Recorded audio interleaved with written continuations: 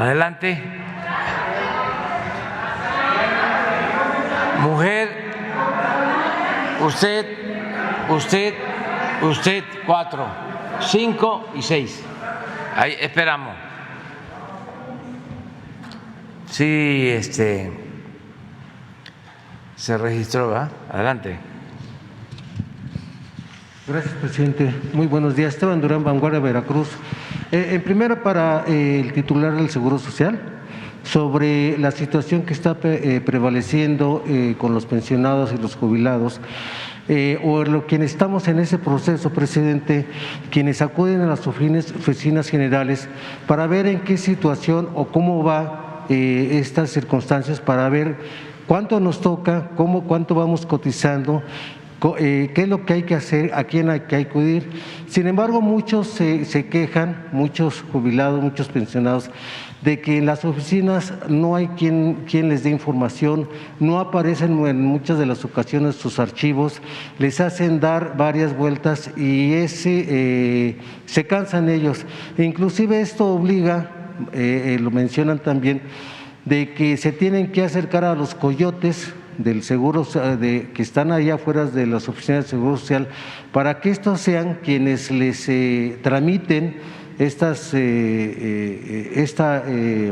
pues lo de su jubilación, lo que les toca, pues, y es lo que piden al Seguro Social, al gobierno federal, para que agilicen este proceso y de esa manera ellos no tengan que estar pagando pues dinero a los coyotes, para que cuando estos acuden con los trabajadores que están en las oficinas, pues entonces sí aparecen los archivos, sí aparece todo ese proceso y es cuando se inicia. Pero si no se acercan con los coyotes que están ahí nada más viendo, pues no hay nada. Eso es lo que están pidiendo a al Seguro Social, presidente. Adelante. Muchas gracias, señor presidente. Muchas gracias por la pregunta. Uno de los temas en los que más estuvimos trabajando durante la pandemia fue justamente la tecnificación y el uso justamente de la tecnología y de varios sistemas para evitar que tengan que haber trámites en ventanilla o ir disminuyendo el número de trámites de ventanilla. Un ejemplo particular: el número de semanas cotizadas y el salario en el que están registrados los trabajadores. Eso ya no tiene que pasar por una ventanilla. Hay un reporte especial de cotización que lo puede sacar cada uno de los trabajadores una vez por mes. Lo mismo estamos haciendo con otros temas que tienen que ver con jubilados y demás. Seguimos teniendo algunas situaciones con las homonimias, que es estas veces que las personas tienen mal registrado su nombre o se repite su nombre y que por eso hay alguna situación.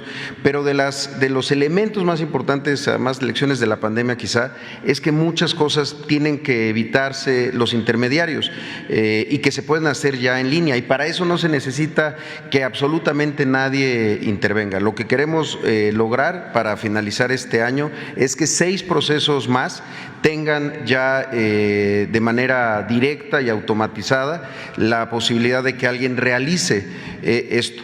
Otro ejemplo que hemos echado a andar ya desde hace 2 años, la opinión de cumplimiento. Antes había un trámite que todas las dependencias tenían que pasar para verificar si la empresa que estaban contratando cumplía sus responsabilidades de la Seguridad Social.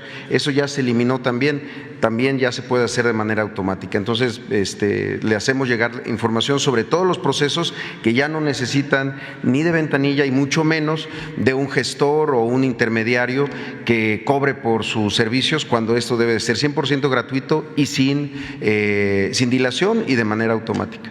Gracias. Pero para información general, el martes próximo, en una lámina, se informa a los que hacen gestiones para sus jubilaciones, todo el manejo de pensión, se puede informar aquí. Sí, presidente, gracias. En otro tema, usted ha manifestado que en su gobierno no va a haber ninguna obra inconclusa, e incluso el pasado 19 de febrero también anunció junto con el director del INDEP y el líder de electricistas Rosendo Flores, un programa social para jubilar cerca de 9,000 ex electricistas, trabajadores de luz y fuerza del centro. Sin embargo, pues han pasado ya cerca de 5 meses, presidente, y no ha sucedido nada. ¿Qué está pasando con este programa? ¿Qué está pasando con esta situación de alternativa laboral? ¿Cuándo se va a hacer esta justicia a los trabajadores que demandan, ya sea de una vez solucionada esta situación? Y pues dicen, Felipe Calderón nos quitó la oportunidad de seguir trabajando para dar estas concesiones a Iberdrola, y es por eso que piden la ayuda del gobierno federal. Sí, ya está en trámite una solución a los trabajadores que fueron despedidos de la empresa Luz y Fuerza del Centro, a los trabajadores del ESME. Ya se está tramitando un apoyo que les corresponde. Yo creo que en pocos días van a tener ya respuesta.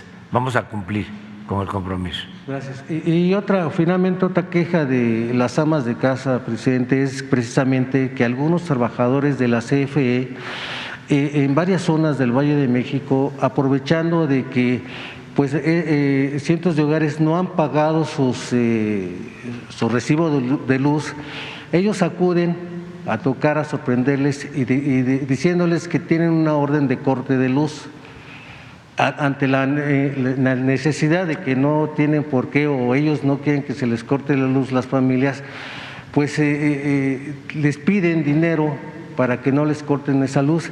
Ellos dicen que es una orden de la CFE, ya a partir de que no se liquide el recibo que les llega, tienen que pagar, así les haya llegado un día antes y no lo hayan pagado. No sé si esto sea por parte de los trabajadores de la CFE que están actuando de manera pues incorrecta, porque no debe ser, o si efectivamente es una orden de la CFE de cortar inmediatamente el suministro eléctrico a todos esos hogares que no han pagado el suministro de luz. Es un asunto de convencimiento.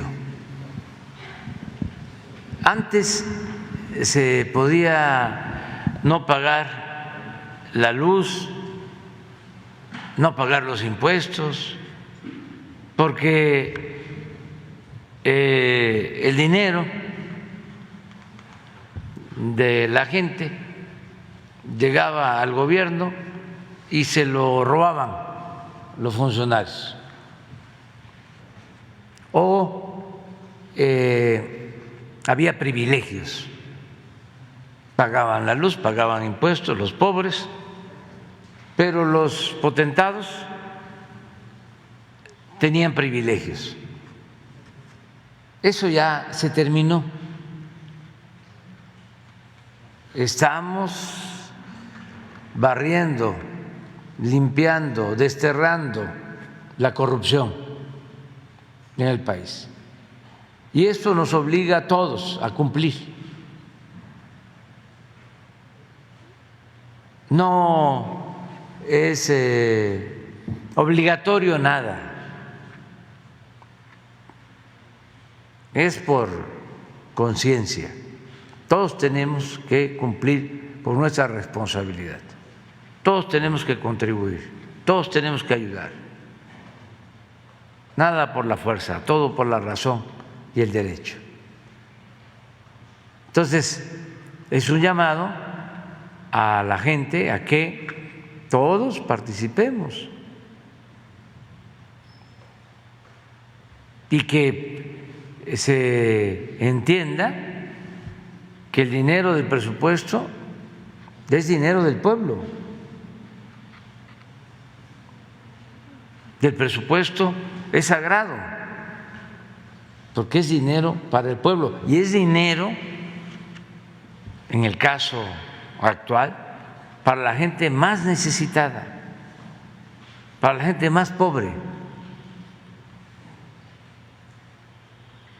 Entonces no se le está quitando el dinero si no se paga la luz o los impuestos a un gobierno en abstracto o a un grupo de funcionarios corruptos. Se le está quitando el dinero a la gente. Entonces, hacer conciencia de que estamos actuando con honestidad, distribuyendo la riqueza de México con justicia, evitando que haya abusos. ¿Se acuerdan cómo decían los tecnócratas reaccionarios y corruptos? Que era otra de las frases que ojalá y te vayan apuntando, de que había que apretarse el cinturón. Siempre le pedían al pueblo apretarse el cinturón. Ahora no, ahora es el gobierno el que se está apretando el cinturón. Por ejemplo, no hay aumentos en los precios de la luz, no hay aumento en el precio de las gasolinas. ¿Visto? Antes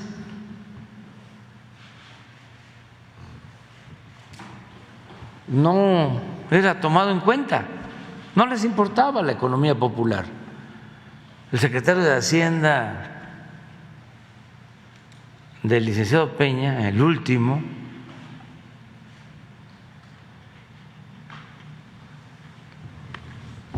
que estaba también en el Seguro Social, familiar de Carlos Salinas de Gortari, González Anaya, declaró en un aumento a las gasolinas, en un gasolinazo, que eso no afectaba a la gente, porque la mayoría no tenía carros y no consumía gasolina. Secretario de Hacienda.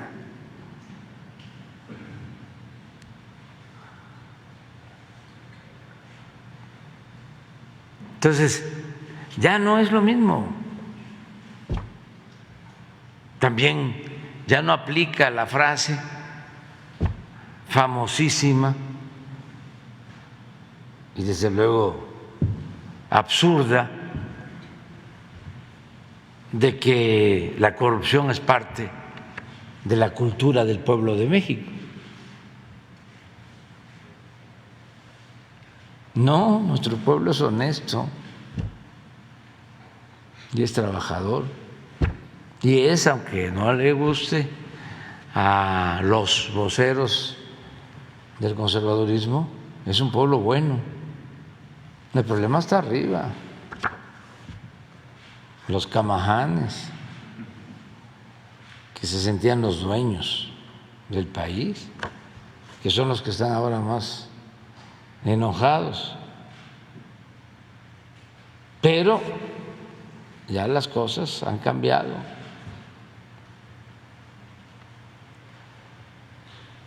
De modo que sí hago un llamado a que cumplamos todos y no culpar a los trabajadores, porque en efecto ellos deben de estar recibiendo la instrucción de que cobren, porque si no, quiebra la Comisión Federal de Electricidad. Eso es lo que puedo comentar. ¿Quién? Buenos días, Marta Obeso de Esfera Noticias y de la revista Naturopatía.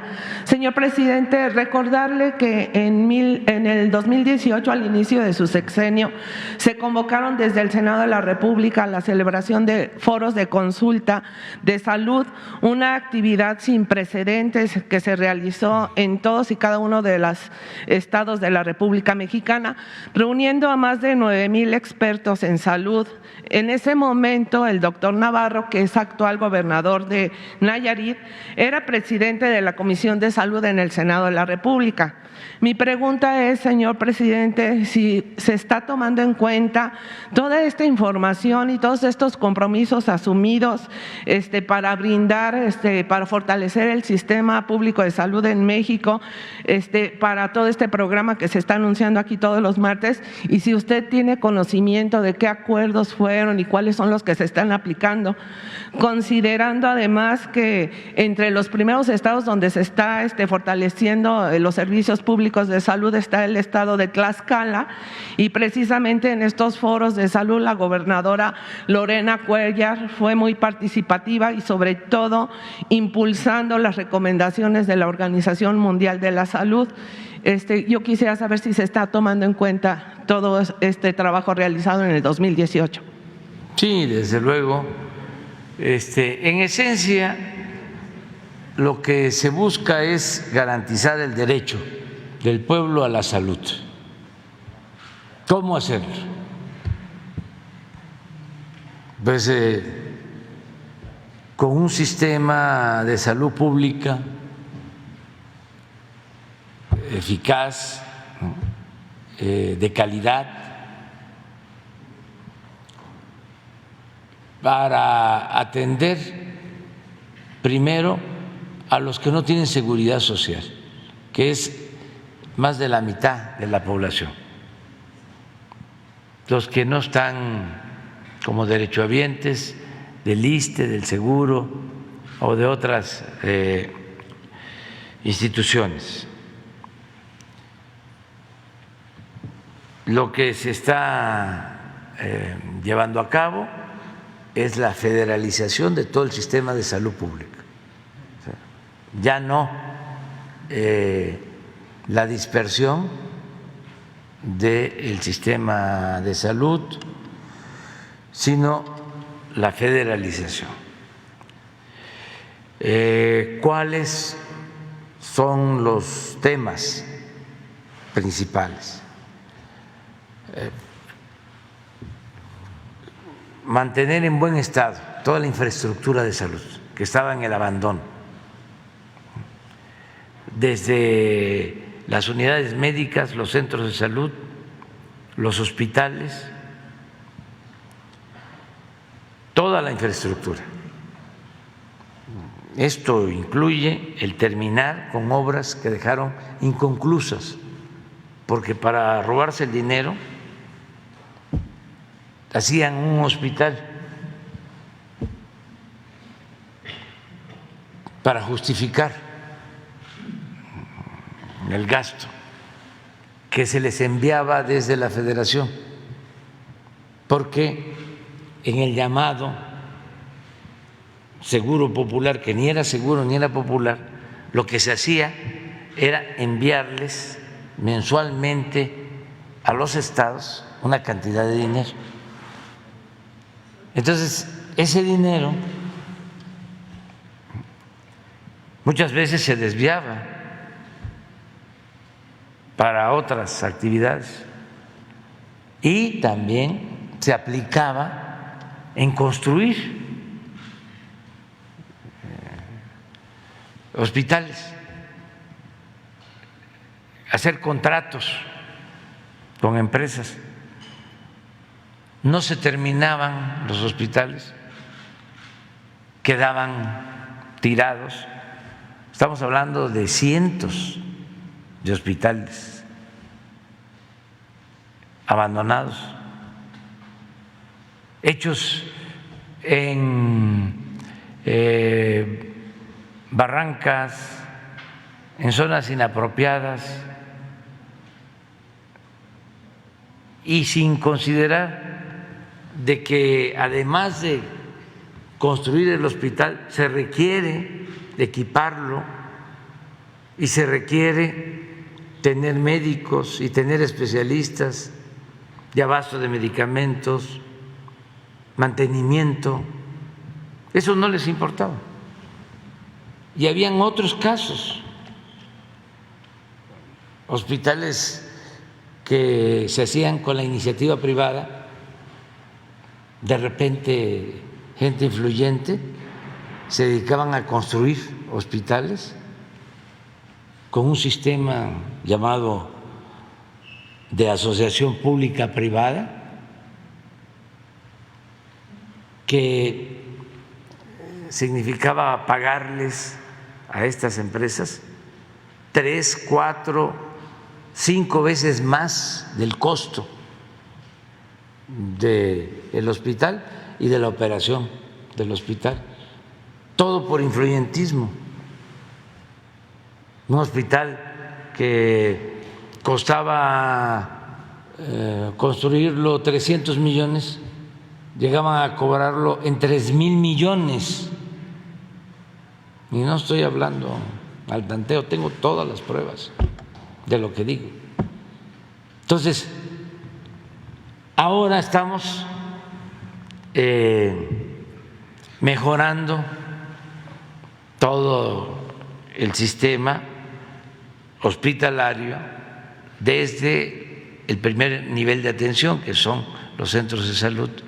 Eso es lo primero. Lo segundo, que no falten los médicos. Y aquí estamos frente a un problema estructural. No tenemos médicos en el país. Esa fue una herencia de ese modelo neoliberal que defienden todavía algunos. No hay médicos ni especialistas suficientes porque no les importó impulsar la educación pública. Querían que estudiaran solo los que tienen para pagar colegiaturas. Ese era el plan, pero eso pues no puede suceder, aunque lo deseen los tecnócratas, lo recomiendan los expertos neoliberales, porque la mayoría del pueblo de México no tiene ingresos suficientes para pagar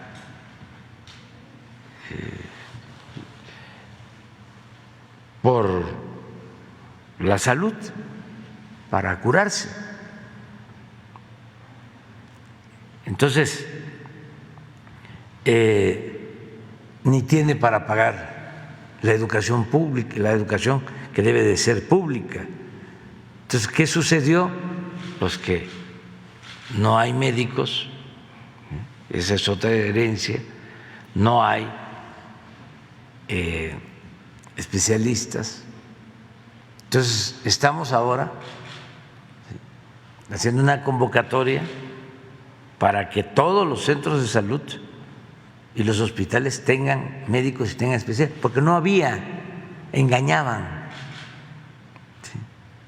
Los centros de salud no tenían médicos, o si tenían médicos era nada más de lunes a viernes, no había médicos los fines de semana, no se podía enfermar la gente el fin de semana, especialistas no había. Aquí lo estamos viendo. Se hizo una convocatoria hace unos días. ¿Por qué no pones? Estamos hablando de una convocatoria que hace el Seguro Social,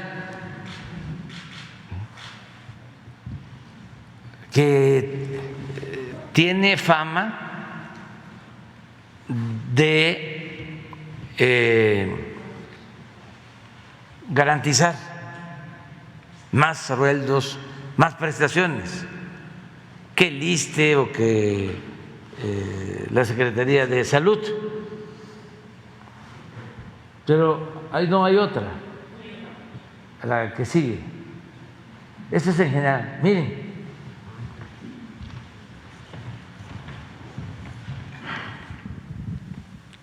Pediatría para la atención de los niños.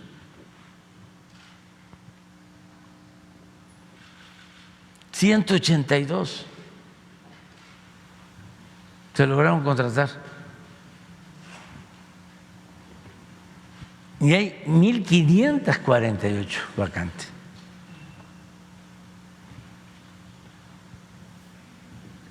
Esto no lo sabía la gente, porque la mafia del poder tenía el control de los medios de información y no se garantizaba el derecho a la información. Muchas cosas se desconocían, así dominaban, así se imponían. Bueno, entonces ahora estamos haciendo un esfuerzo para tener los médicos y tener todos los especialistas. Ya logramos, estamos estado por estado, pon Nayarit, por lo que mencionabas. Ya tenemos casi el 100%, porque ahí está el doctor Navarro y es el estado modelo. Así queremos, todavía nos falta, pero queremos 100% en personal, que eso es lo otro. Hicimos el compromiso de basificar, dejaron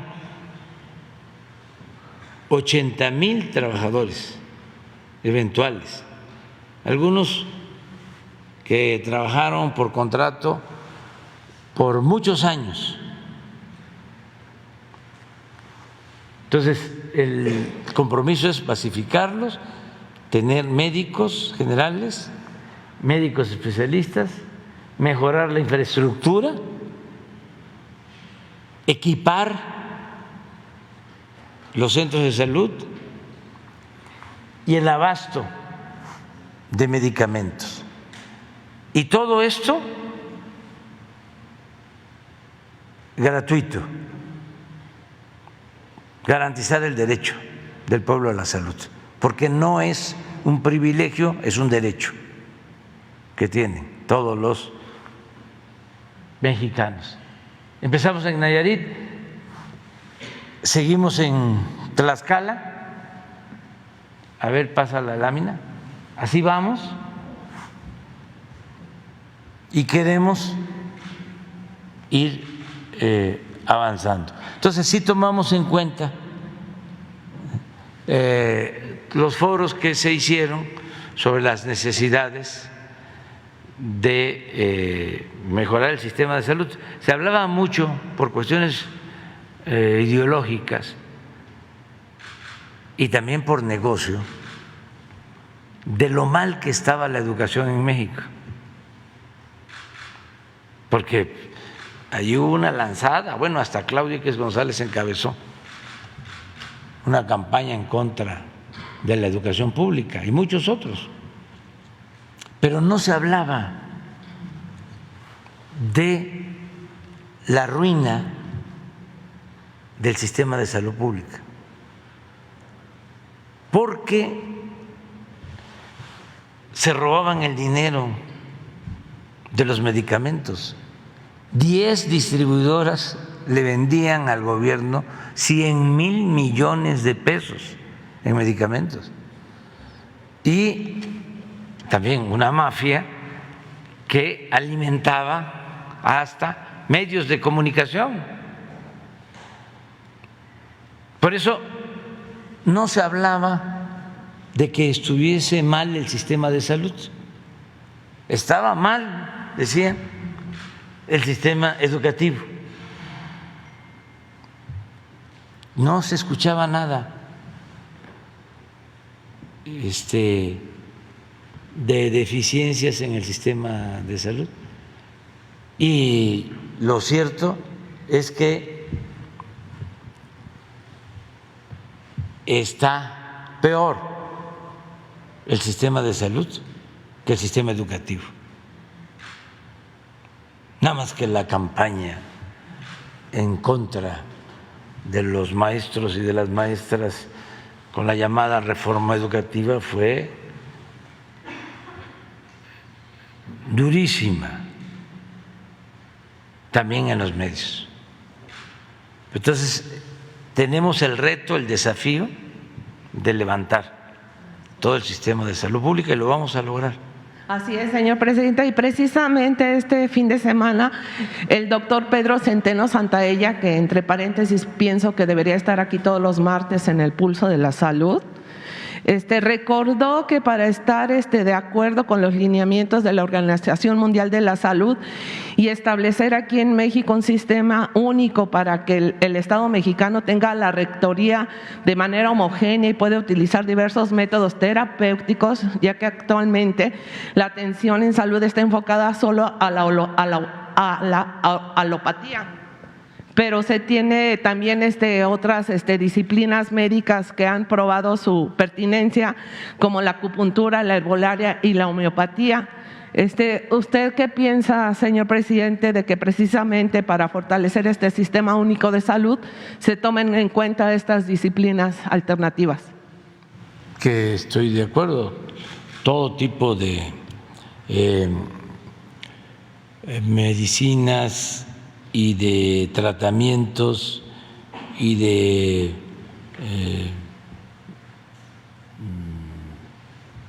medidas para la salud deben de aplicarse, todas, hasta la medicina tradicional, y se aplican en unidades médicas, en hospitales.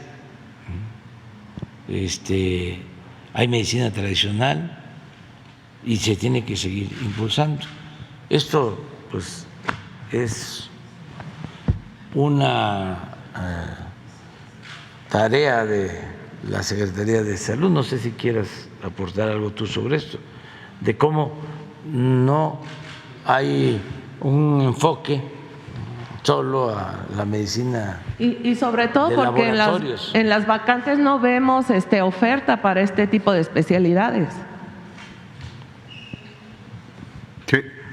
Sí, el tema es importante y la respuesta de inmediato es que se integra y se debe integrar todo este camino para un bien único, que es mantener al ser humano desde su nacimiento o desde antes hasta el fin de su vida en condiciones de salud. Y este objetivo lo sumamos a muchas acciones que ya se mencionaron, todas ellas, y que desde luego no han tenido el desarrollo completo. Por ejemplo, la homeopatía tiene sus bases, desde luego, hay que conocerla, hay que formar o buscar que se formen estos también trabajadores de la salud en ese aspecto.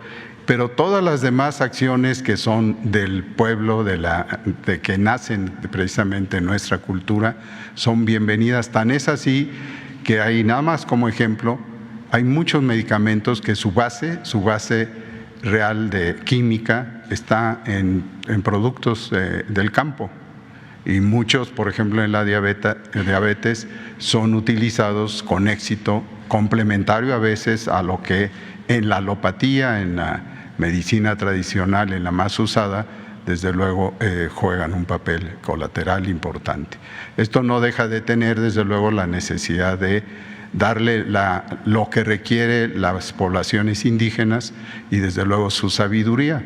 Ustedes saben que, nada más un ejemplo, no hay tiempo para más, uno muy importante fue el que salvó muchas vidas de la falla cardíaca, que es una planta, una hoja, que es la digital. Y la digital se sigue vendiendo, utilizando para esos fines, ya nada más que comercializada, en términos generales bien, y desde luego esto está a la base en un té, como el té de coca en otros países, y todo esto desde luego se suma, y no tenemos para nada que excluirlas, al contrario, integrarlas, y desde luego hay lugares donde esto se logra con mayor o menor posibilidad. Pero bienvenido. Gracias. Y finalmente, señor presidente, agradecerle al secretario de Salud su gestión, porque el pasado 13 de mayo representantes de COFEMITES Internacional pudieron reunirse con el doctor Ricardo Cortés Alcalá. Pero en esta reunión, señor presidente, el doctor Cortés Alcalá reconoció que precisamente la Dirección de Medicina Tradicional y Desarrollo Intercultural tiene 20 años siendo un área de simulación, esto por falta de presupuesto. Preguntarle a usted, señor presidente, ¿qué opina que una área de la Secretaría de Salud tenga tanto tiempo siendo un área de simulación porque no tiene presupuesto para alcanzar sus objetivos? Pues hay que verlo internamente y se informa. La salud como la educación tienen prioridad en el gobierno nuestro y no se limitan recursos. No hay límite. Todo lo que es justicia para el pueblo. Y en general, lo único que se limita son los excesos, las extravagancias de los funcionarios públicos, que, dicho sea de paso, pues ya no es como antes, no son viajes, ¿no?, supuestamente de estudios o asistir a congresos, pero eran viajes de placer, turismo político. Eso ya no hay. Entonces se cuida mucho el presupuesto y se destina a lo básico, y lo vamos a seguir haciendo.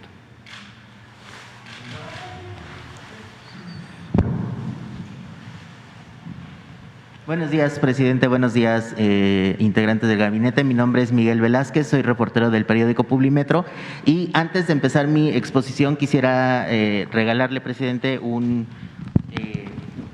el ejemplar en el que presentamos ayer una investigación de la que le voy a contar. Me gustaría, incluso si lo pudiera hojear mientras le estoy hablando, porque tiene algunos datos que, yo voy a hacer la pregunta lo más concreta posible, pero acá hay algunos datos extra. Entonces, ¿me lo pasas?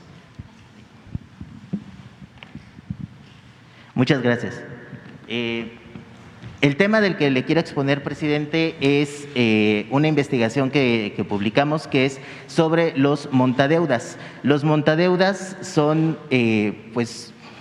un grupo criminal o grupos criminales que están dedicándose a una nueva forma de extorsionar. ¿Cómo lo hacen? A través de aplicaciones móviles, a través de aplicaciones para el celular, en la que ofrecen créditos o ofrecen préstamos, mejor dicho, express, lo promocionan como sin la necesidad de revisar el buró de crédito ni nada por el estilo, nada más con que me mandes un mensaje, yo te presto en este momento el dinero que tú me quieras pedir y adelante. Muchas personas justamente en esta crisis económica, y muchas personas han caído en las garras de estas personas, y lo que sucede es que piden el crédito, piden el préstamo, por ejemplo, vamos a poner un ejemplo, 2,000 pesos y te los pago de aquí al 31 de julio. Las personas, los montadeudas, días antes empiezan a amenazar, empiezan a mandar mensajes, empiezan a decir, tienes 20 minutos para pagarme, vamos a descuartizar a tu familia, etcétera. ¿Por qué es una preocupación? Porque como son aplicaciones del teléfono, las personas cuando las instalan le dan acceso a la cámara, a las fotos, a los contactos, etcétera. Entonces, básicamente es como darle la llave a una persona y que se meta a robar. Entonces, tienen todos los datos. Les dicen, estos son los grupos de tu trabajo, estos son tus compañeros de trabajo, tu familia, tu esposa, tus hijos, etcétera, y tienes tanto, si no, ya sé dónde vives, porque le dan acceso a la geolocalización, etcétera. Es una situación compleja, presidente, porque realmente no se sabe quiénes están detrás de estos grupos y además las personas están indefensas en ese sentido porque acuden a la policía cibernética, acuden a diversas instancias y como no hay una legislación al respecto, no se puede hacer mucho, ¿no? Además, el tema del anonimato de quiénes son quienes están detrás de las aplicaciones es bastante complejo.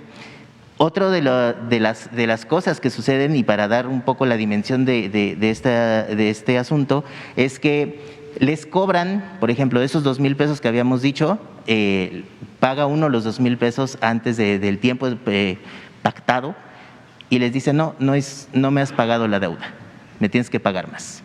Y es una extorsión. Y entonces pagan, las deudas llegan a ser desde 500 pesos, estamos hablando de una cantidad pues no menor, pero 500 pesos que para un momento de emergencia sí son un apoyo importante para las personas. Y les amenazan también con difundir montajes o estas imágenes, pues sí, montajes con el rostro de la víctima en posiciones, no sé, grotescas, posiciones sexuales o incluso decir, yo te voy a quemar a ti, decir que tú eres un violador de niños, que tú eres un secuestrador, etcétera. Entonces, muchas personas no saben qué hacer, no saben a dónde acudir. La única forma que tienen de protegerse, por así decirlo, pues es denunciar a través de las tiendas de aplicaciones, borran los comentarios.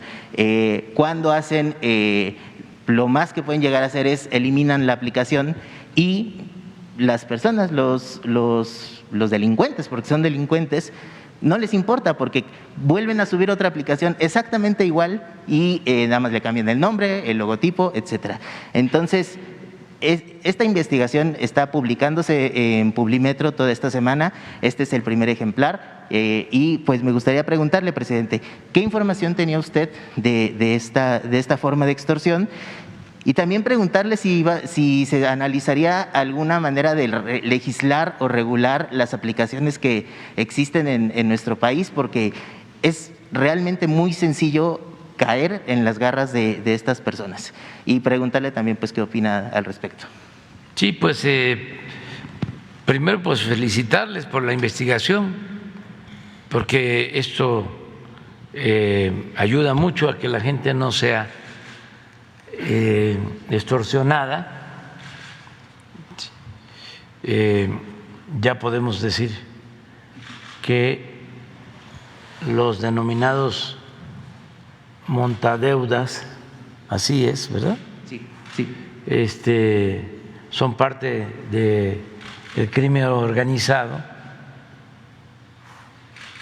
y que no hay que dejarse sorprender, no a los montadeudas desde aquí,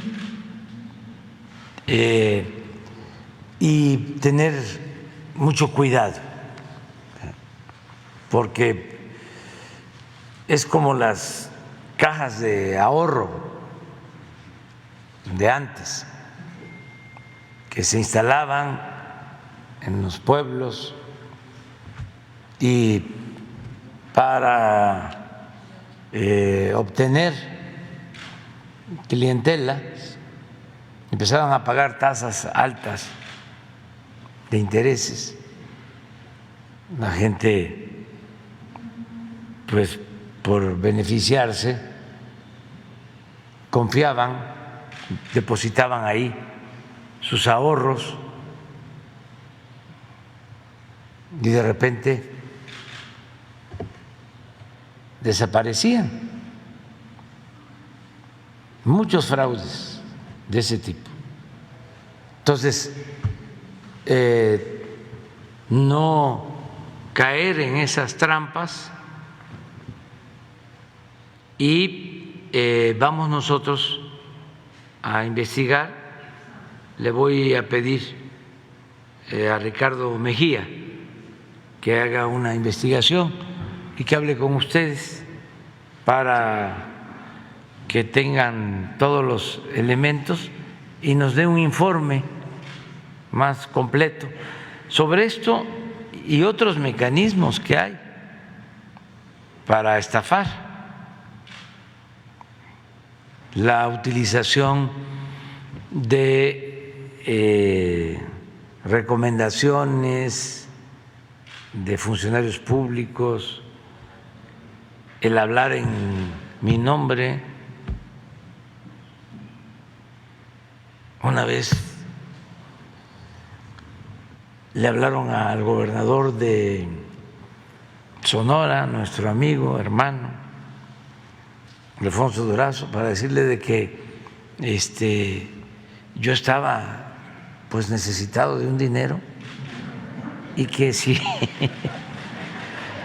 algo así, Alfonso lo puede contar, que si podía ayudarme, que lo depositara en una cuenta, cosas de ese tipo. Entonces, hay que andar a las vivas.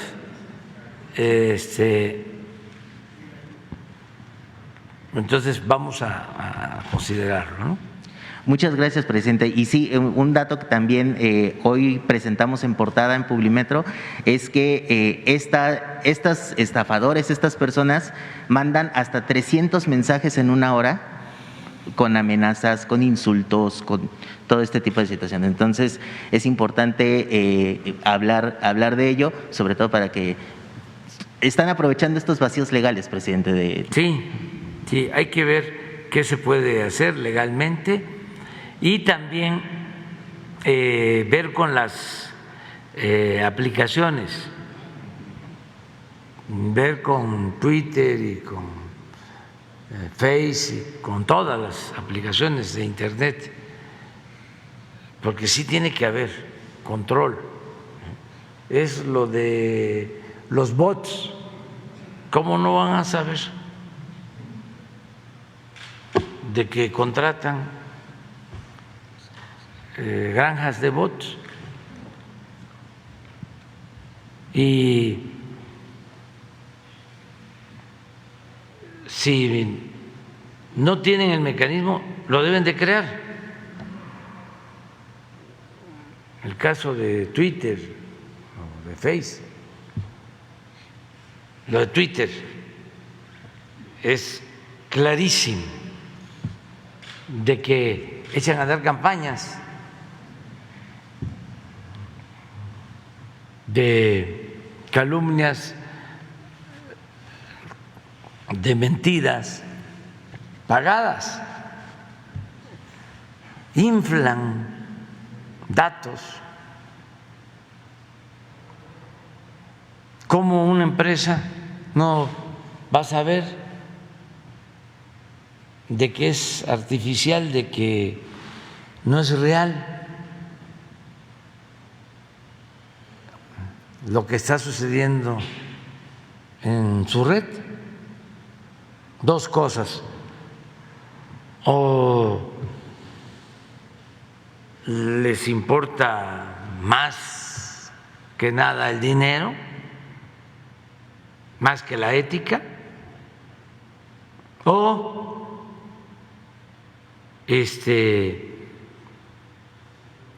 es una forma perversa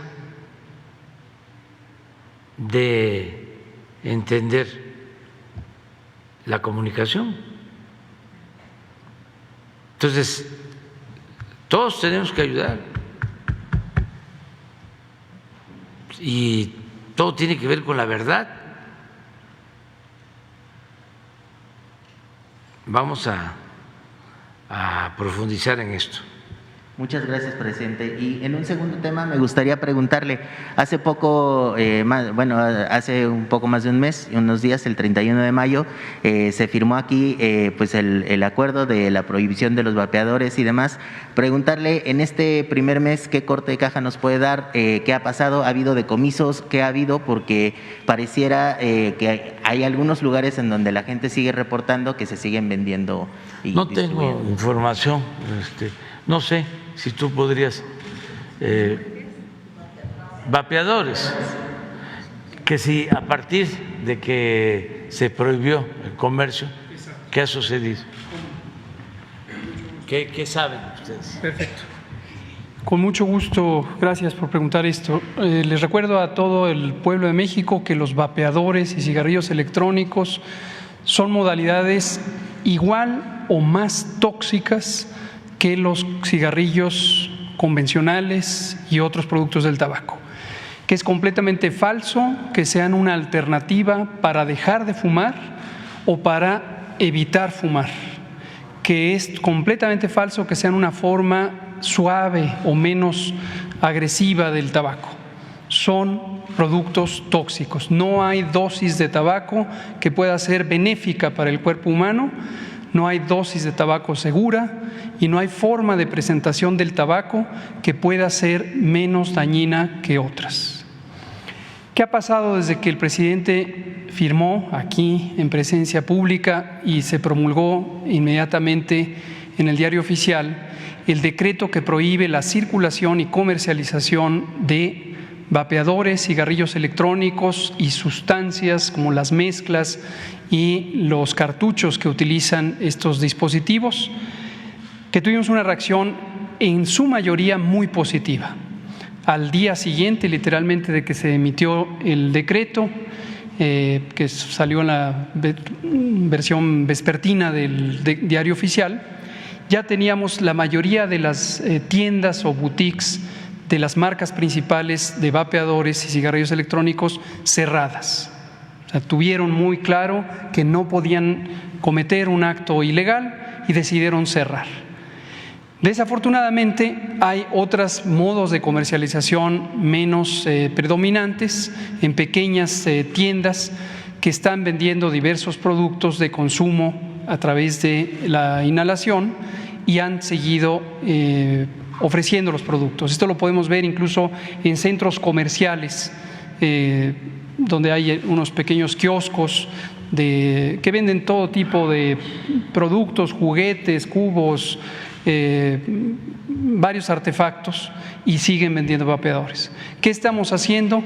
COFEPRIS, a través de su Comisión de Operación Sanitaria, tiene sendos dispositivos, sendos operativos para ir a inspeccionar, verificar y, cuando corresponde, clausurar y, desde luego, decomisar el producto, dejar retenido el producto, y se establecen las líneas de sanción a quien corresponda, a quienes sean los propietarios de estos establecimientos. Entonces, no hay marcha atrás, el vapeo es dañino, esta medida fue tomada con la conciencia de proteger la salud de las personas, particularmente niñas, niños y adolescentes, que son el blanco de la industria tabacalera, para agarrarlos en las garras de este muy dañino adicción al tabaco. Y, por cierto, a nivel mundial, a partir de que México tomó esta decisión, hemos visto algunas expresiones muy importantes de avance en la lucha contra el tabaco. Parece que en la comunidad global se permea también esta conciencia de que sí se puede cuando hay voluntad política. Recientemente, Panamá acaba de promulgar la ley correspondiente que prohíbe la importación de vapeadores. Esto ya lo tenía Panamá en discusión durante varios años, pero finalmente tomaron la decisión de ir hacia adelante. Sospechamos que eso va a pasar en varios países, no solamente de la región de América Latina y el Caribe, sino de otras regiones del mundo, que al ver el buen ejemplo de prácticas de voluntad política en pro de la salud, van a empezar a tomar decisiones, y en algún momento la industria tabacalera tendrá muy claro que es un negocio fallido, porque es un negocio de enfermedad y muerte. ¿Tendrá algún dato de cuántos se retiraron del mercado? Esto continuamente está cambiando, no tengo en ese momento la cifra, pero la podemos comentar. Vamos a pedirle a nuestro comisionado de COFEPRIS, si es tan amable, publicar un boletín con la información de cómo va avanzando este proceso de sanción y decomiso. Pero el llamado que hacemos es a todos los pequeñas y pequeños empresarios que vean en esta una forma de hacer ingresos, que tengan claridad de que no tiene caso hacer ingresos a costa de la salud del pueblo, y que es mejor abstenerse de hacer esto, retirarse y cambiar a otro tipo de prácticas legales, pero además legítimas. Muchas gracias.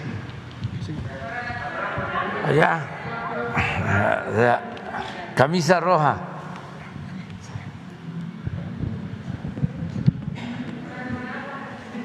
Buenos días, señor presidente. Buenos días, miembros del gabinete. Eduardo Esquivel Ancona, SDP Noticias.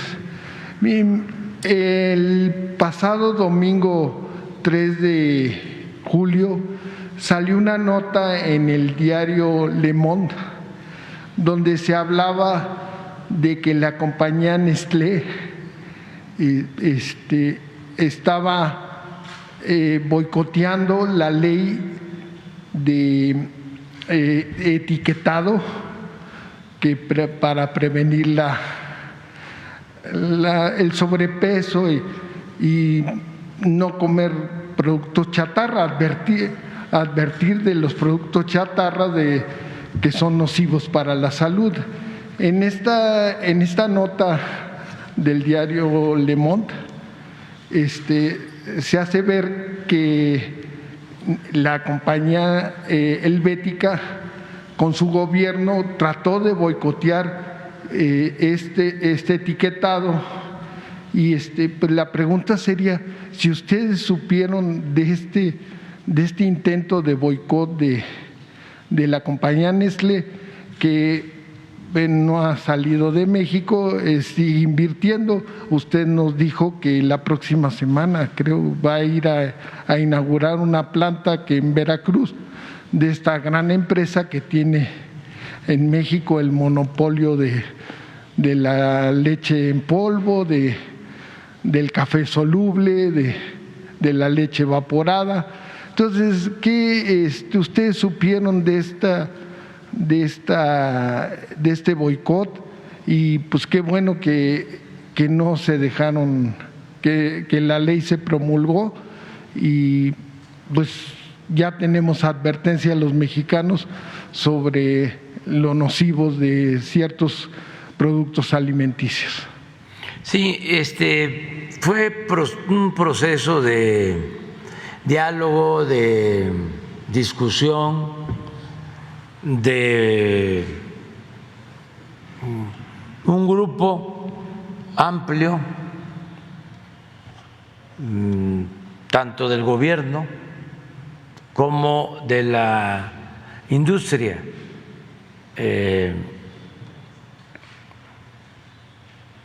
empresarios nacionales, extranjeros, participaron las cámaras, se discutió bastante sobre el tema y al final se llegó a un acuerdo. Desde luego no todos quedaron satisfechos, pero se aprobó lo del nuevo etiquetado y es vigente y ya está aplicándose.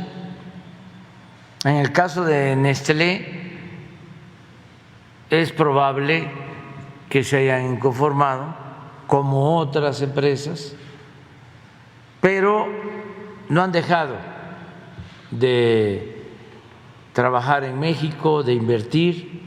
En efecto, voy a ir a Veracruz a inaugurar una planta que construyeron cerca del puerto y se mantiene una relación de respeto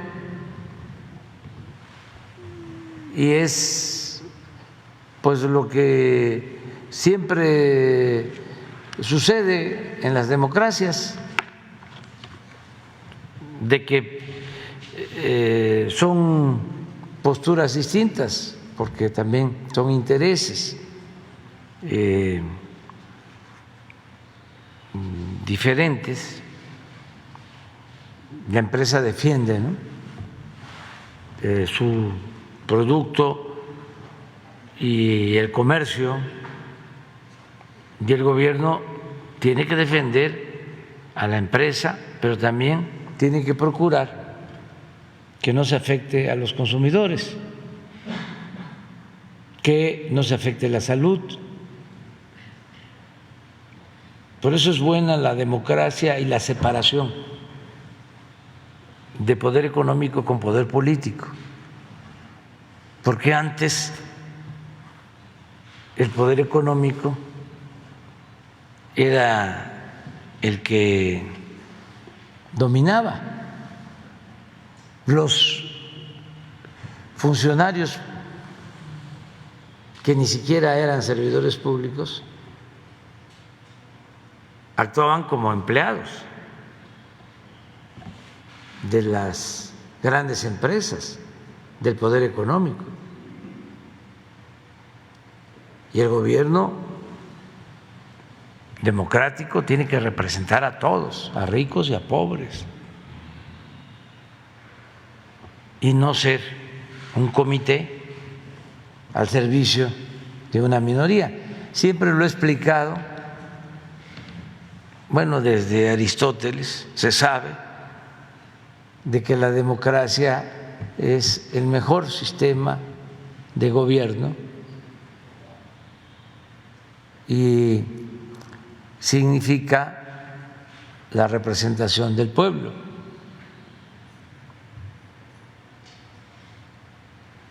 Y la oligarquía es el gobierno de las minorías. Entonces nosotros aspiramos a que en México haya democracia.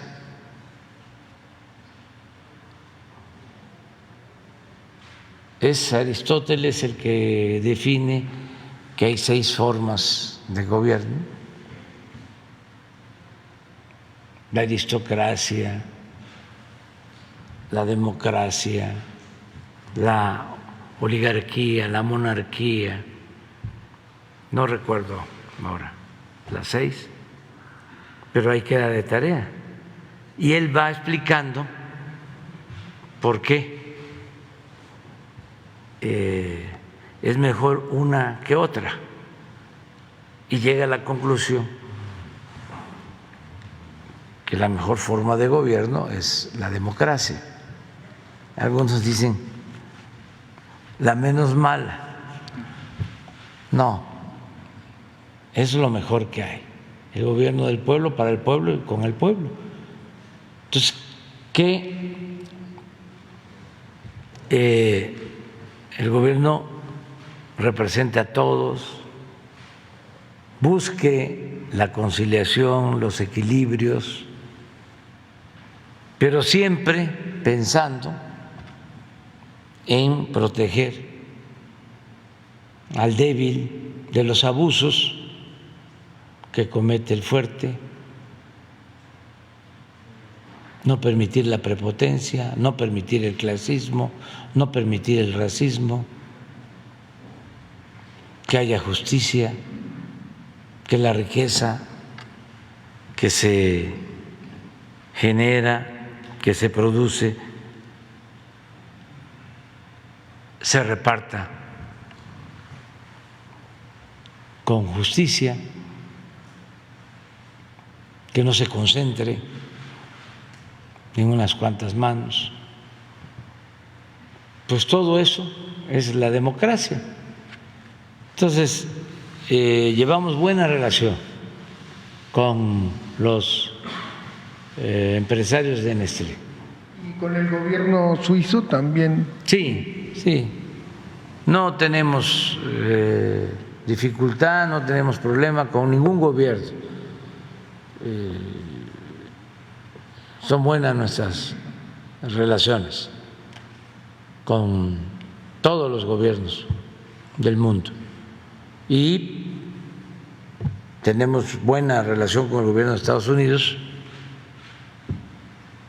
Hoy creo que el New York Times, para variar, sí, se lanza contra Ken Salazar, el embajador pero no es el New York Times, es el Washington Post. New York Times. A ver, pónganlo.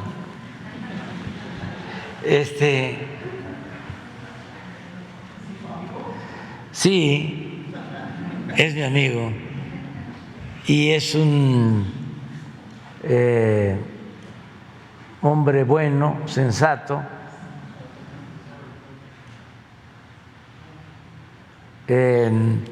amigo del presidente Biden, un político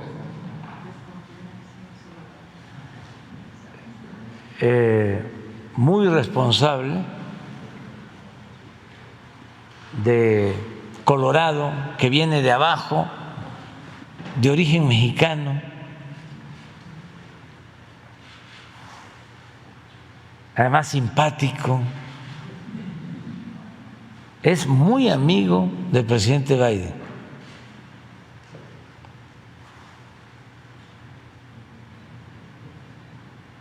Y él es una gente buena y tenemos una extraordinaria relación.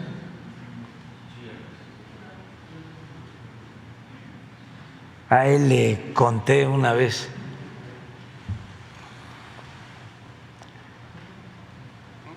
lo de la canción de los Tigres del Norte, porque Colorado fue de los estados que pertenecían a México. Texas, los apellidos de los tejanos, González, Garza, Gutiérrez, Benavides,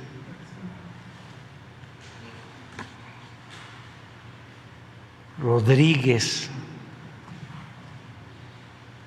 Entonces, México, ¿no?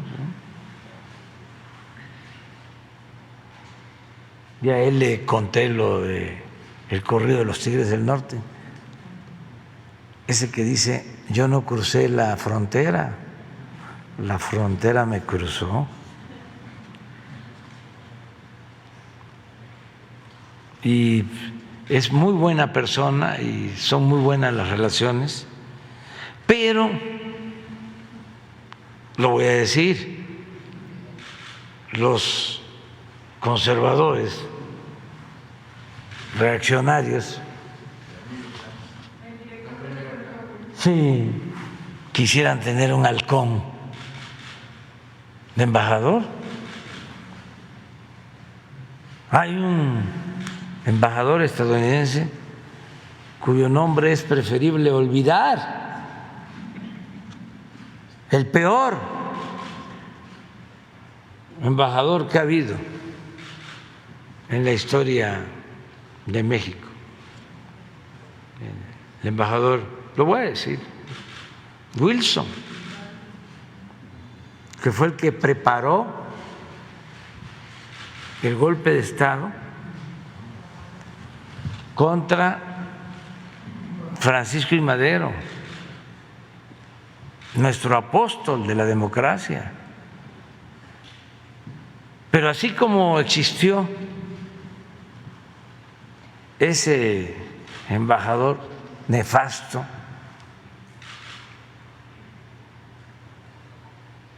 saben que cuando detienen al presidente Madero aquí en Palacio, lo va a ver la esposa, Sara, la esposa del presidente,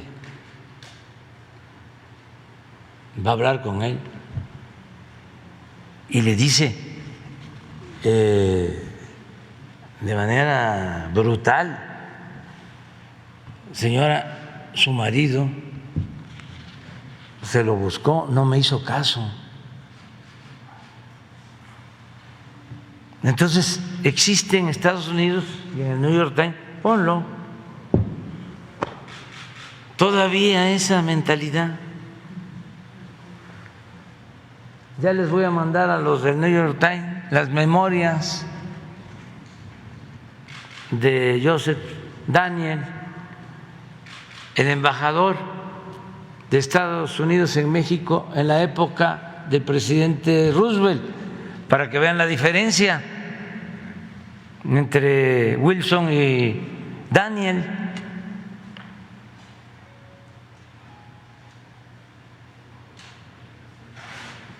Un embajador, diría, el mejor que hemos tenido de los embajadores de Estados Unidos en México. Y el embajador Ken Salazar, pues es un hombre responsable, que defiende a su país. Estuvo conmigo casi una semana aquí recibiendo a 18 dueños de empresas estadounidenses, tratando caso por caso. Y es una gente de lo mejor. Pero los del New York Times están con la idea de que Estados Unidos debe someternos. Creen que somos colonia.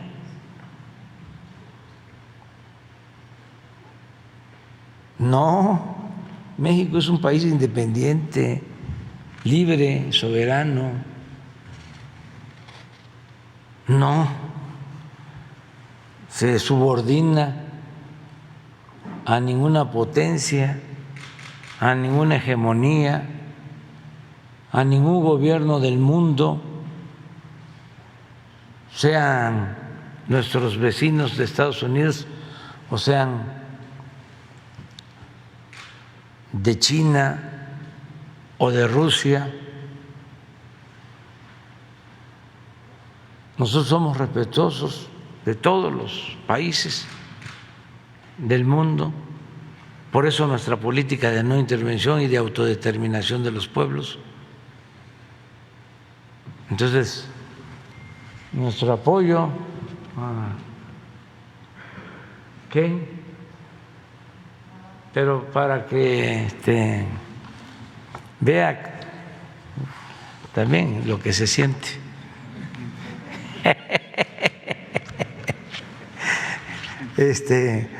No pasa nada absolutamente. O sea, antes un periodicazo así, era demoledor, tremendo. Ya no. Además, si no tienes razón,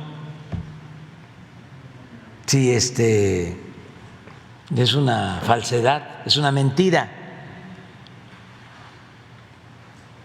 Antes, ya lo hemos dicho, la calumnia cuando no manchaba tiznaba, pero ahora no. Aunque se trate del New York Times, el Washington Post, a lo mejor se enojaron por lo de ayer, aunque esto lo preparan con tiempo.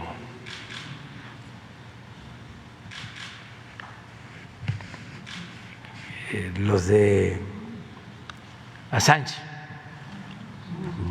que eso es lo que debería de estar haciendo el New York Times, defendiendo a Assange, que esa es la defensa de la libertad. Pero eso no lo tocan, no es nota, dirían aquí. En una segunda pregunta, pues qué bueno que resistieron a esos, su gobierno y en especial el doctor Hugo López-Gatell, que fue el más presionado en con esto del etiquetado. En una segunda pregunta, señor presidente, ¿qué opinión le merece Ahora que se inauguró la primera parte de Dos Bocas de la refinería Olmeca, lo que están diciendo muchos que no son especialistas, que pues, bueno, o lo que dicen no es de un especialista en refinación, que muchas veces están diciendo que la refinería va a dar petróleo, o sea, a refinar petróleo hasta el 2026, que no vamos a ver antes. Lo que también dicen que no es negocio, que ya va de salida los combustibles fósiles, porque ya vienen los autos eléctricos, que todos van a ser eléctricos, y nosotros en SDP y en Econósfera nos dimos a la tarea de investigar cuándo van a venir, que ya no va a haber de combustión, automóviles de combustión interna. En Estados Unidos, que es donde más se han dado subsidios para los carros eléctricos y todo, hay un poco más de 2 millones de estos automóviles, cuando el parque vehicular de ese país es de 350 millones de automóviles y que son de combustión interna. Entonces, no creo que sea tan rápido, o no hay un programa de chartarización de todo ese parque vehicular. Todavía hay problemas con las autonomías de los automóviles, que no llegan a si es un carro eléctrico, pues la máximo que tienen de autonomía son 500 kilómetros, se tardan en recargarlas. No hay ¿qué se van a hacer cuando vengan, se tenga que, pues se termina la vida útil de las baterías de litio, porque esas también contaminan, ya cuando se tira ya no sé. Entonces hay muchas cosas que por lo pronto la declaración de los tuits de Elon Musk, que dice que se tiene que apurar al gobierno de los Estados Unidos para que extraiga más petróleo y produzca más gas, porque todavía no es el tiempo, ¿no?, de las energías limpias y renovables. No es que la transición no es tan rápida. Entonces aquí los que están en contra de la refinería Olmeca, pues aquí se equivocan, y de que no sea negocio, pues yo pienso que sí. Hemos tenido en los últimos años que nos hicieron refinerías de importación de gasolinas, de combustibles. Entonces tenemos un déficit en el energético. Pemex tiene que pagar muchas cosas, y pienso que pues alguna opinión, por algo lo están diciendo los contrarios a Lo que más me da risa, o a la vez coraje, es los análisis que se hacen. ¿Qué nos va a hacer? Que la tasa interna de retorno lo hacen hasta en servilleta de papel, ¿no? Hacen los análisis, los hacen así. Yo creo que ya va a ser una materia obligatoria en el ITAM, análisis financieros de proyectos de infraestructura en servilleta de papel. Entonces, ¿qué opinión le merece esta? Pues es parte de la oposición a todo lo que hagamos. Se les podría contestar así de manera rápida, de que ellos, o sea, los defensores de los gobiernos neoliberales, no hicieron una refinería en más de 40 años, una sola.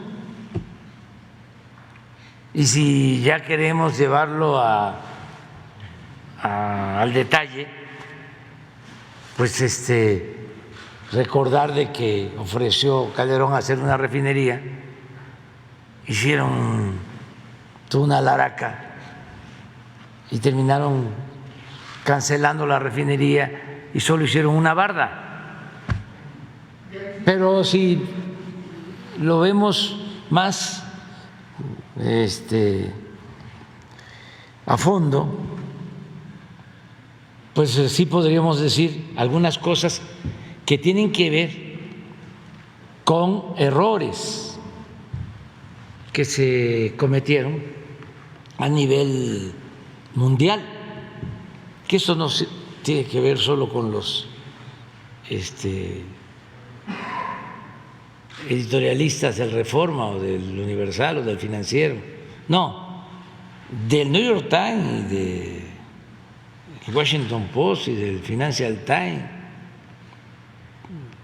Imagínense no calcular el error grave, garrafal. Y los errores en política son como crímenes, de no prever el daño que iba a causar el no evitar la guerra.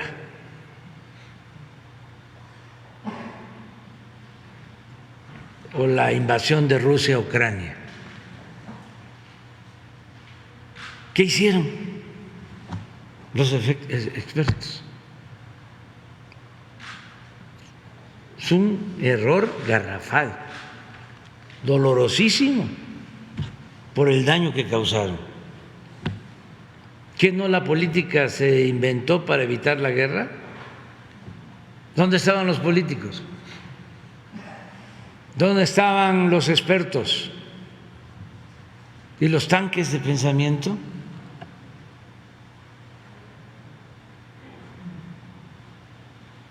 Eso, por un lado. Segundo error,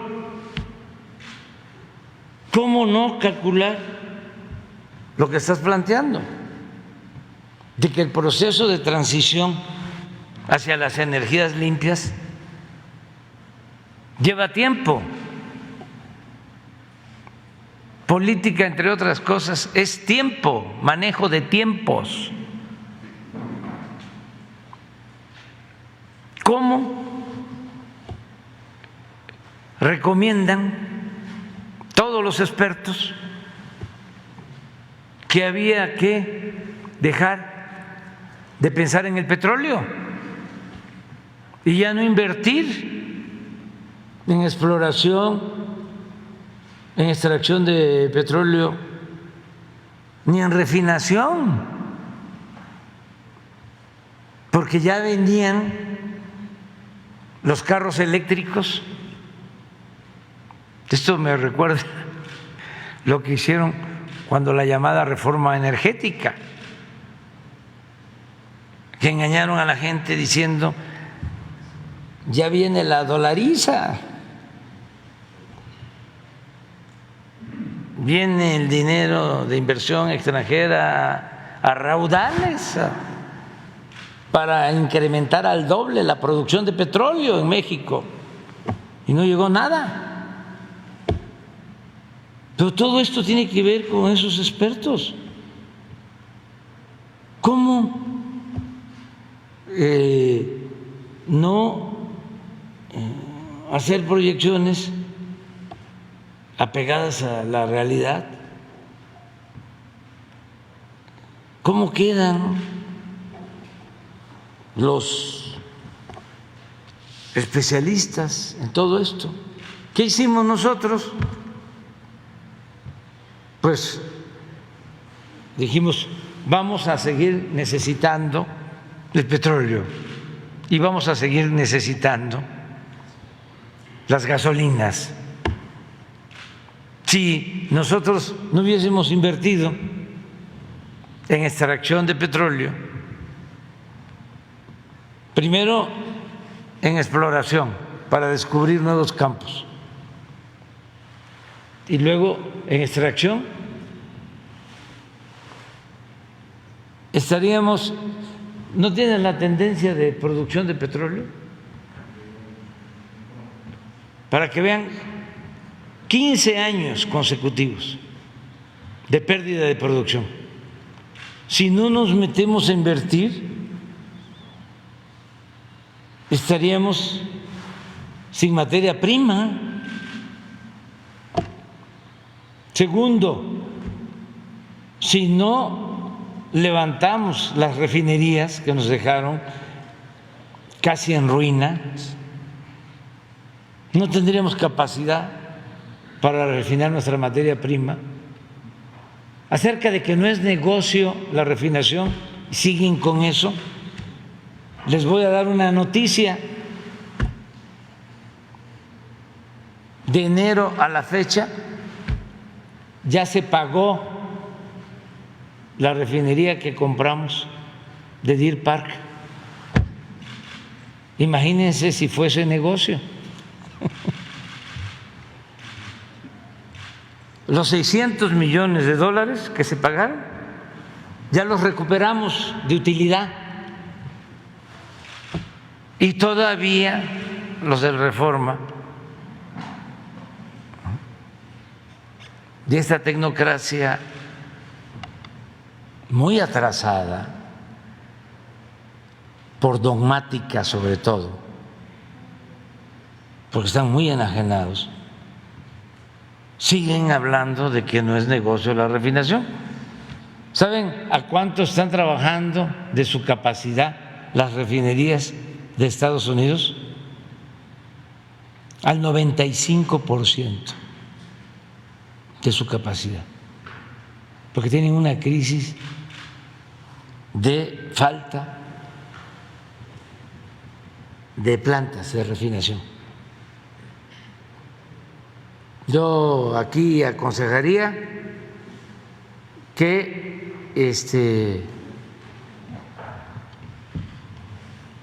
actuaran con mucho cuidado por la seguridad de los trabajadores, porque están en el límite por esta situación que se está padeciendo. Sí, pero hay una así, de 14, 15 años, es una gráfica, es esto, pero bueno, detuvimos la caída, ya estamos arriba y en el caso de la refinería, imagínense si no la iniciamos cuando entramos al gobierno, no lo hubiésemos podido hacer.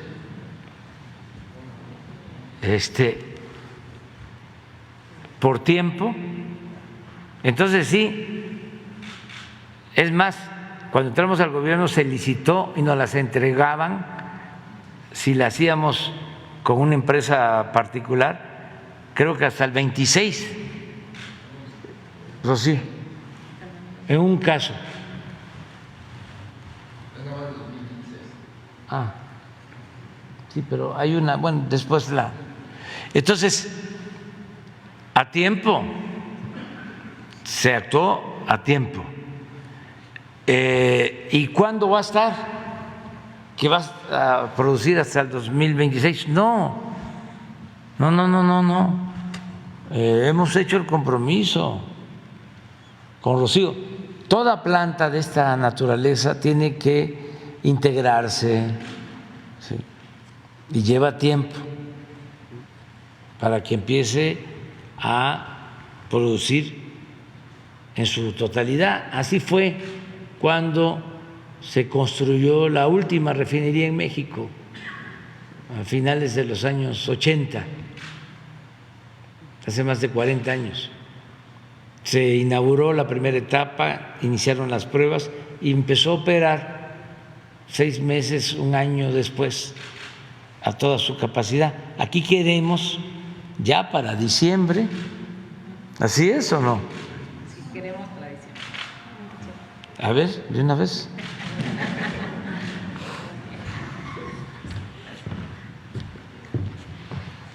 Sí, el viernes se explicó en qué etapa estábamos. La etapa constructiva, la primera etapa constructiva, es que las 17 plantas de proceso se levantaron después de preparar el sitio y demás. Todos los equipos críticos, todos, estoy hablando de reactores, recipientes, compresores, todos que son equipos que no hay en México. Tuvimos que salir a comprar a diferentes partes del mundo y se hacen por especificación. No hay un almacén donde yo diga quiero este o quiero este, no, todo es ingeniería. Y para esto pues dan tiempos de entrega de 15 meses, de 18 meses y nosotros salimos antes. Entonces toda la refinería ya está comprada, está en sitio y lo que viene ahora es de integración. Todas las plantas en una refinería tienen muchas tuberías y se integran una a otra. Y hay un rack principal que es como un puente, para la gente que me escucha, es como un puente y en ese puente van todas las tuberías que se integran para ir hacia la zona de almacenamiento donde ya se lleva el producto, en este caso gasolina y diésel principalmente, que es para lo que está. Entonces, lo que sigue, el de integración entre todas las plantas, el tendido de miles de kilómetros de tubería y cable, porque también va con la integración eléctrica. Es mucho trabajo, pero ya todo el equipo crítico, dinámico, mecánico, que es muchísimo, ya está aquí. Y lo que dice el presidente, hoy no podríamos hacer esto. Si él nos indicara hoy y nos dijera, tienen 3 años, sería muy difícil, porque hay un desabasto mundial de accesorios de acero por la guerra de Rusia y Ucrania. Son países que son siderúrgicos y que hay una afectación en el mercado mundial. El precio subió en una forma exponencial, pero nosotros salimos a comprar antes, salimos en el 2019 a través de compras tempranas. Entonces, claro que el reconocimiento a los más de 35,000 trabajadores mexicanos que levantaron esa obra, todos son mexicanos. Los ingenieros de Pemex, del IMP, de las compañías, todos son mexicanos, pudimos hacerlo. Se me hace una mezquindad quienes nada más critican por alguna cuestión ideológica o de lo que sea ante un hecho real. La refinería es una realidad, la refinería ya está ahí y costó pues realmente a precio de valor actual. La verdad es que hoy esa refinería nos salió en una ganga, así lo quisiéramos hacer hoy.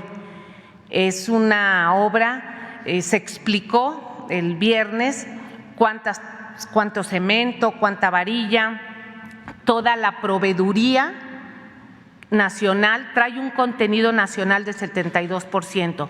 Entonces ahorita hicimos un programa para que todas las empresas que están instaladas en las 17 plantas empecemos con la integración. Ya empezamos con los tendidos de ductos, ya hay en algunas plantas los ductos de salida, las tuberías, ya empezamos con ello y la instrucción del presidente fue, el tiempo es muy importante y lo marca la seguridad, lo que acaba de decir.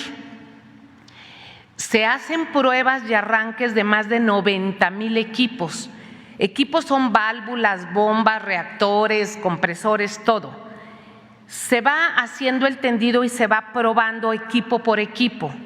¿Qué pasa si, por ejemplo, una bomba o una válvula no da el flujo y presiona una línea? La válvula se regresa, se checa, se revisa y se vuelve a hacer. Eso se llaman pruebas.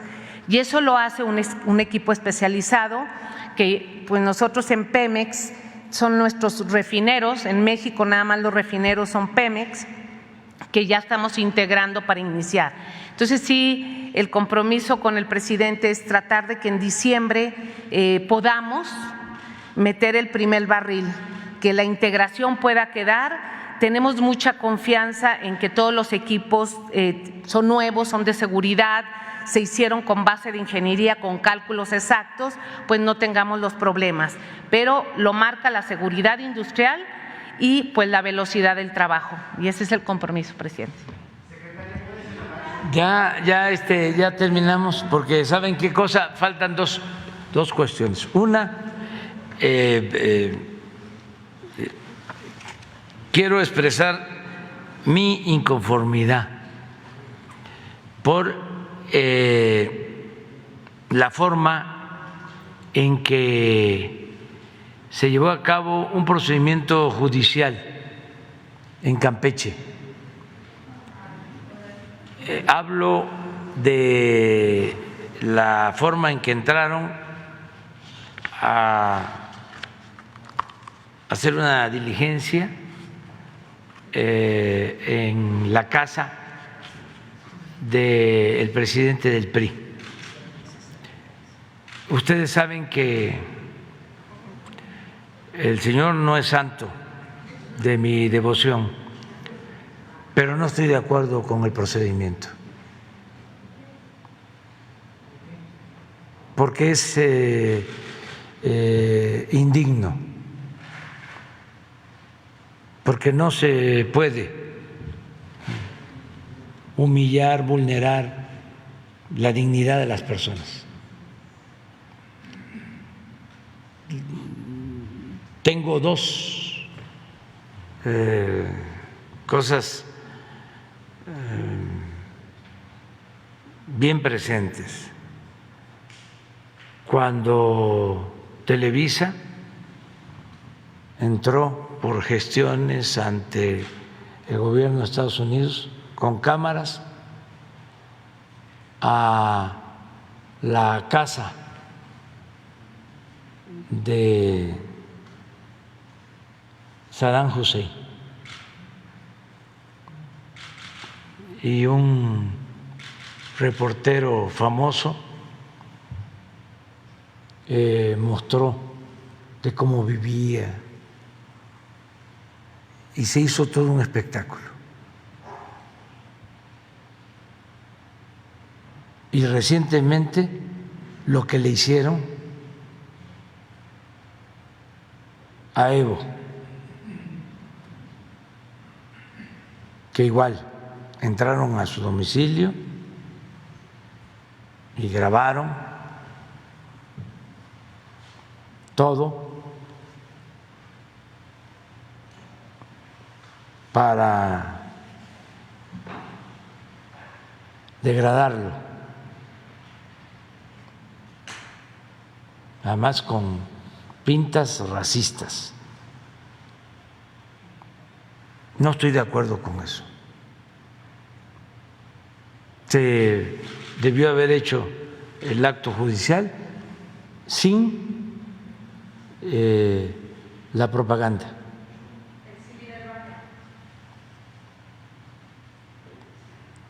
Entonces, eso que quede constancia.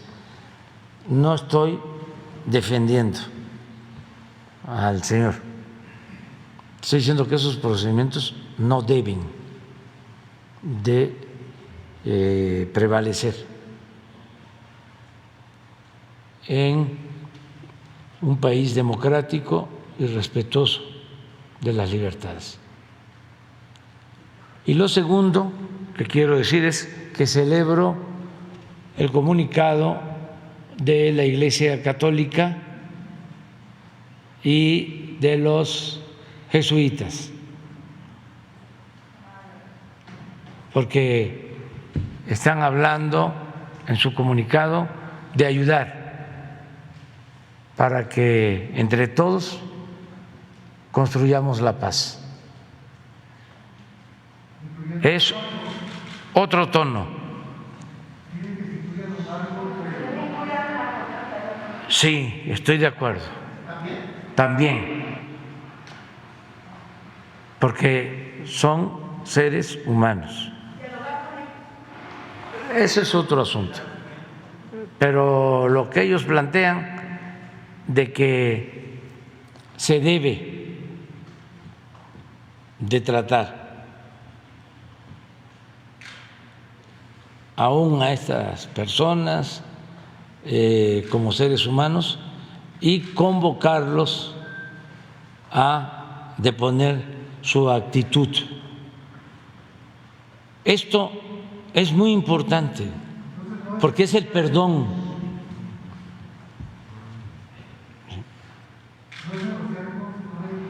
No, eso ya es otro asunto. Yo no estoy diciendo de la negociación y nosotros no tenemos ninguna negociación. Por eso, eso es otra cosa. Lo que me importa es el humanismo, que es la esencia del cristianismo.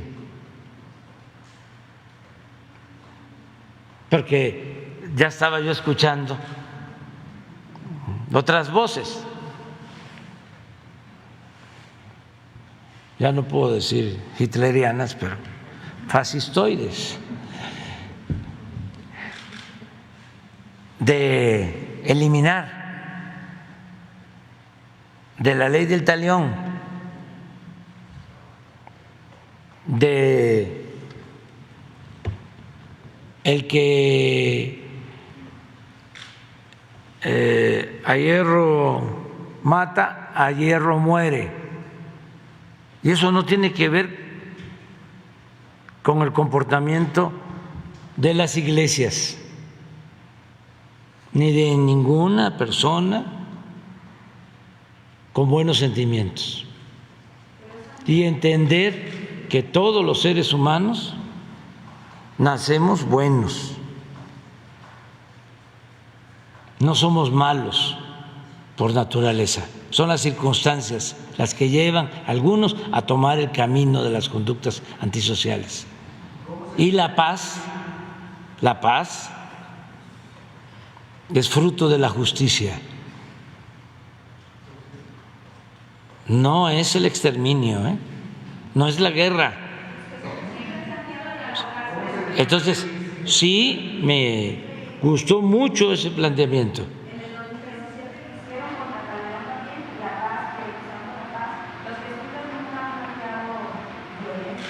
No, pero es que en el último comunicado o en las declaraciones hablaban, ¿sí?, en 2 ocasiones de que no eran suficientes los abrazos. Yo también puedo decir, o sea, hasta me hizo recordar, ¿no? Claro que hacen falta muchas otras cosas, pero lo esencial es no querer enfrentar la violencia con la violencia, porque los fachos eso es lo que proponen. Pero sí dijeron, sí, y qué bueno que ahora, sí, el mensaje tenga otro sentido. Lo celebro.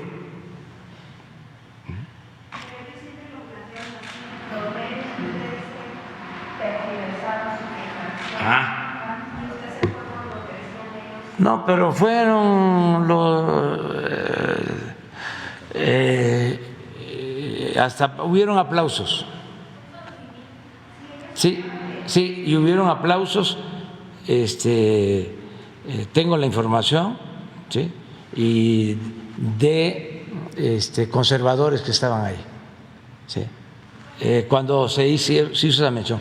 Y luego hubo también una declaración que no creo que la hayan tergiversado los medios, de el obispo de Morelos, en el mismo sentido.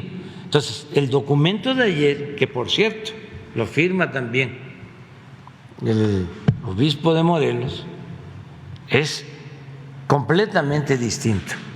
Es lo más cercano al pensamiento del Papa Francisco. Por eso quería yo expresar mi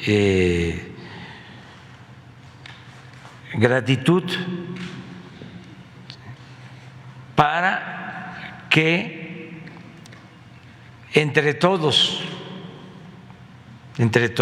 ayudemos a construir la paz y que no solo nos dediquemos al análisis de la realidad, sino que busquemos transformar la realidad. Sí, y publicar todo. Ese es otro asunto. Estoy hablando nada más de una postura que me gustó mucho, que la celebro, de la Iglesia mexicana y de la Orden de los Jesuitas. Eso es lo único que puedo decir. La construcción de la paz requiere de muchas acciones, muchas acciones. Tiene que ver con lograr una sociedad mejor, tiene que ver con el combate a la pobreza, tiene que ver con el combate a la desigualdad, tiene que ver con el combate a la corrupción, tiene que ver con el combate a la impunidad. Muchas cosas, muchas. Ayer recordaba yo una canción que me gustaba, a ver si no la tienes ahí, se llama, es de los Guaraguaos, eran mis tiempos de las ciencias sociales,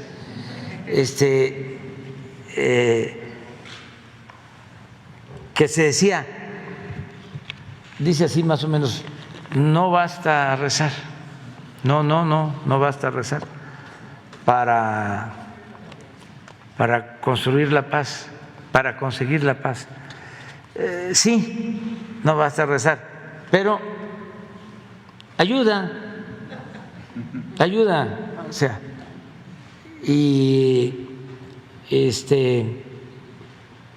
yo celebro este documento porque en mis tiempos de opositor, hace décadas, conocí y tuve relación con sacerdotes progresistas muy comprometidos. Cuando triunfamos en el 18, me halagó mucho que el padre cardenal, el poeta de Nicaragua, Ernesto Cardenal, mandó una felicitación. Y eran gentes muy comprometidas, muy comprometidos, que yo estoy seguro estarían con nosotros. Es como se corea, se dice, si Zapata viviera con nosotros, estuviera igual el presidente Juárez, igual el presidente Madero, igual el presidente Cárdenas. Desde luego,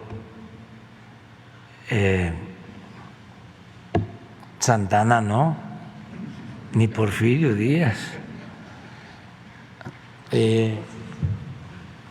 mucho menos Huerta, ¿no?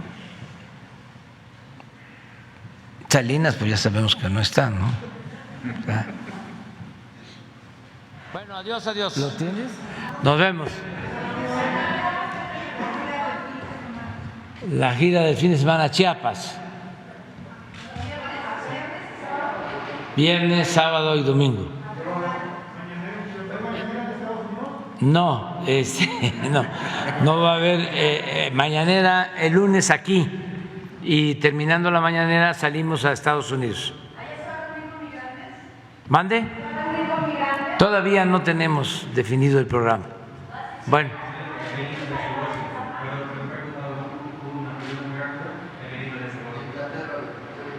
A ver, pues. Nos van a regañar ya, gracias, pero ni modo, vamos. Lo siento, muy rápido, te prometo. El incidente en Texas con el camión fue una tragedia horrible, pero las estadísticas muestran que cada vez más personas siguen dejando México para instalarse en los Estados Unidos y que culpan la lenta recuperación económica después de la pandemia. ¿Qué mensaje enviaría usted a sus compatriotas, los cuales no tienen fe en sus políticas para evitar el éxito máximo a los Estados Unidos? Gracias. Bueno, es que eso llevaría tiempo. Nosotros estamos atendiendo a la gente humilde, a la gente pobre, como no se hace en otras partes. De todas maneras, hay rezagos y es atractivo el que se pueda trabajar en Estados Unidos, donde son más los salarios. Hay una diferencia hasta de 10 veces en cuanto a salarios. Es decir, el salario en Estados Unidos puede ser 10 veces superior al salario promedio en México. Eso es un elemento.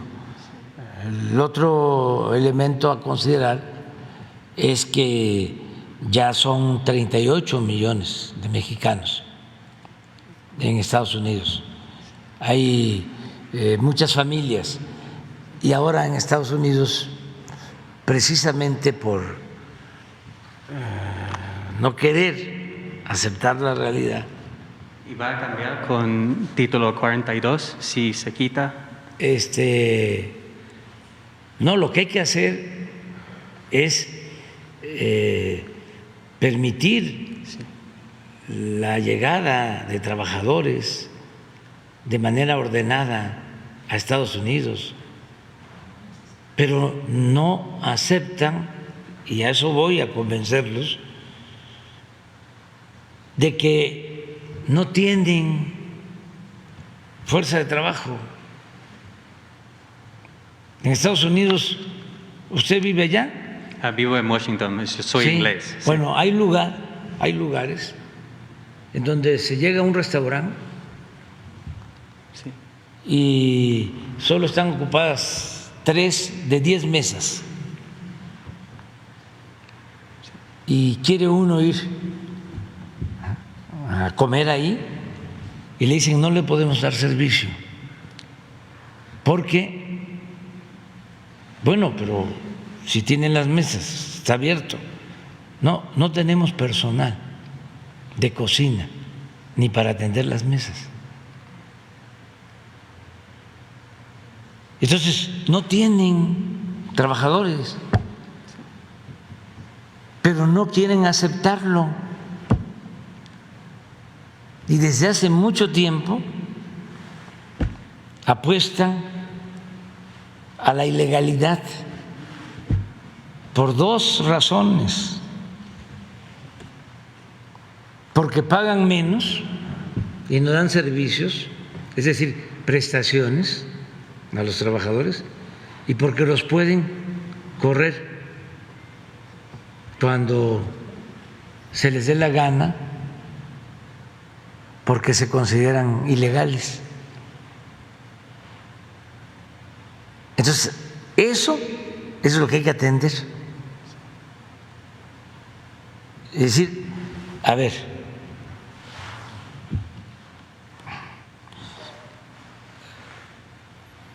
¿vamos a continuar así? o vamos a ordenar el flujo migratorio. ¿Por qué no las visas de trabajo?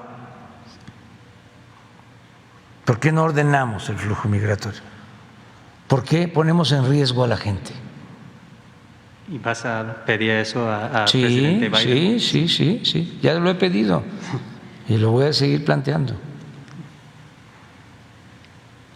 Bueno, ¿ya? Sí, perfecto. Muchísimas gracias.